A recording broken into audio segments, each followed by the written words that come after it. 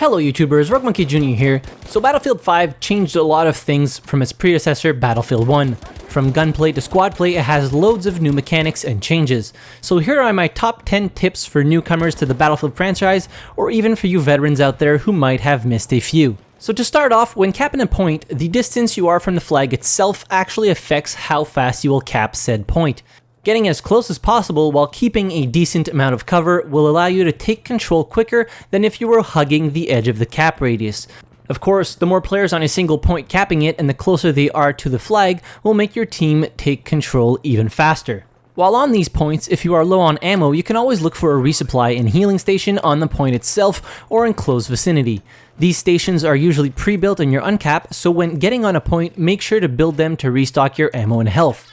To see where you need to go to build them, just pull out your toolkit, which is available to all classes by pressing T.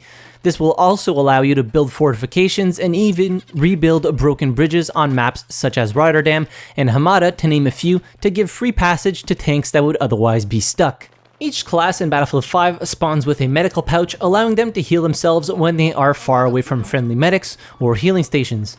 To use these, all you need to do is hit B on your keyboard or up on the D-pad of your controller.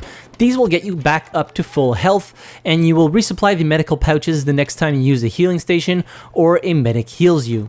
While on the subject of healing, did you know that you could revive any squad mate even if you aren't a medic? Simply use the interact key on a fallen teammate, but make sure they are out of harm's way, as it does take longer than it would take a medic with his syringe to revive. If you find yourself in danger while doing so, simply hit the interact key again to cancel the revive and clear the area before trying again. So stick with your squad and keep them alive to avoid squad wipes and losing tickets. Now, squad play is more important than before in Battlefield 5.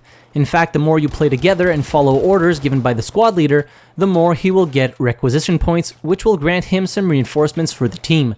From a V1 rocket strike to a tank or even a supply drop, this could give you the edge to clear flag or resupply your dwindling resources. Make sure you ask for orders if the squad leader isn't giving any, because if they fail to mark an objective, the squad leader will be passed on and you will now have access to those requisition points and will hopefully lead your squad to victory. The movement system has seen quite an overhaul in Battlefield 5. You now have more ways to get to cover, avoid bullets, and escape buildings quickly. Crouch running is now a feature in Battlefield 5, allowing you to keep your head low when running through trenches or simply trying to get to cover. You can also dive in any direction when hitting the prone key, on your back, to either side, and of course to the front. Jumping through windows is also something very useful when trying to escape a building filled with enemies. No more having to break through the glass with your melee weapon beforehand, simply jump through and escape your imminent doom. Class combat roles have taken over the specialization system in Battlefield 1. Each class has 2 different combat roles which you can choose from.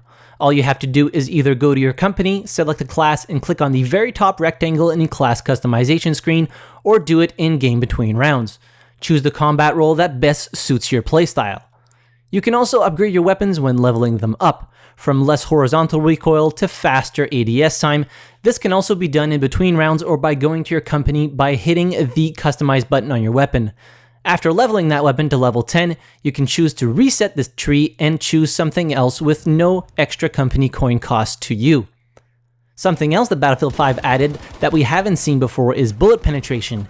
If you know enemies are in a building, and you are wielding a weapon that has sufficient bullet penetration, such as an MMG or a bolt-action rifle, you can shoot players on the other side of light cover, such as wood and sheet metal, at reduced damage of course, but this can prove quite useful to force them out of cover, or sit there and get mowed down. And last but certainly not least, you can now throw back and shoot grenades mid-air in Battlefield 5. All you need to do if you see a grenade come in your direction is run up to it and hit the interact key to throw it back towards the enemies. This grenade then becomes yours, and any kills scored with it are awarded to you. This does, however, take some getting used to, especially the aiming part of the throwing back mechanic. As for grenade shooting, this is pretty straightforward. Either shoot the grenade you just threw mid-air and get some cheeky kills not giving the enemy enough time to react, or shoot incoming enemy grenades to give them a taste of their own medicine. So these are my top 10 tips for Battlefield 5. I hope they helped you understand more about the game and what has changed. If you have any other tips or tricks not featured on the list, please leave them in the comments down below. I'm sure everybody would be glad to read them. And don't forget to hit the like button if you enjoyed the video. Subscribe to the channel if you haven't already, as I release Battlefield and other first-person shooter-related content pretty much every day. And as always, thanks very much for watching. I really appreciate it, and I'll see you guys in the next video. Have a good one.